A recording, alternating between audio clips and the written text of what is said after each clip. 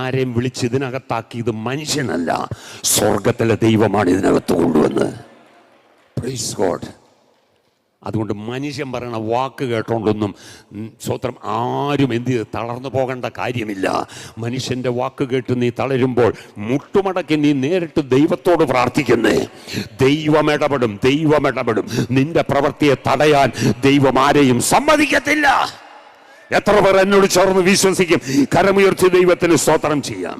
നാലാമതായിട്ട്, നമ്മുടെ സമയം തീരുക, സ്തോത്രം, ഞാൻ ഓടിച്ചു പോകാം. നാലാമതായിട്ട്, ഞാൻ നിങ്ങളും ഒരു അലങ്കാരമായിരിക്കണമെങ്കിൽ, ദൈവത്തിൻ്റെ പ്രമാണം ദുഷിക്കപ്പെടാതിരിക്കണമെങ്കിൽ, സ്തോത്രം, ഹല്ലേലൂയ, മഹത്വവും മാനവും സ്തുതിയും പുകഴ്ചയും ഒന്നും ഞാൻ എടുക്കരുത്. അത് മുഴുവൻ ദൈവത്തിന് കൊടുത്തോണം. സ്തോത്രം.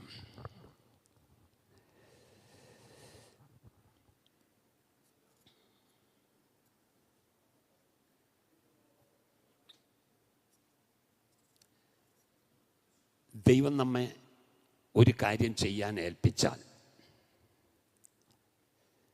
അത് ചെയ്യാനുള്ള പ്രാപ്തി ദൈവം തരും. സ്തോത്രം.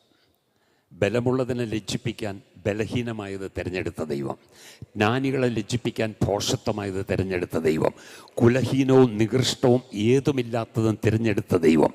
എന്തിന്? ഒരു ജഡവും പ്രശംസിക്കരുത്. Praise God.